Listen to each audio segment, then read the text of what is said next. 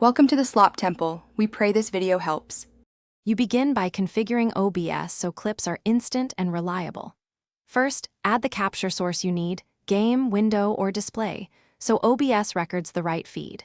Next, go to Output and choose recording path and container like MKV. Set replay buffer length to the clip duration you want. Once done, assign a hotkey for Save Replay, enable Replay Buffer, and click Start Replay Buffer. These steps make clips available immediately, without continuous full recordings.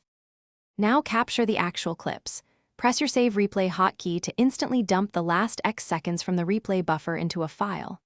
Alternatively, press Start Recording for longer segments and multiple tracks, then stop to finalize. While doing this, make sure your scene visibility and audio tracks are correct, and watch bitrate to avoid dropped frames. If you switch scenes, check that the intended sources remain active. This ensures your saved clips contain the right footage and sound. Finish by locating saved clips in the recording folder you set, then rename and back them up. Use a simple editor to trim or transcode.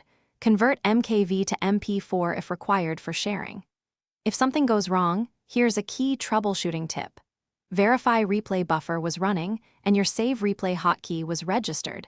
Confirm the recording path exists and there's disk space, and check that your capture source wasn't muted or hidden. Fix those and try the capture again.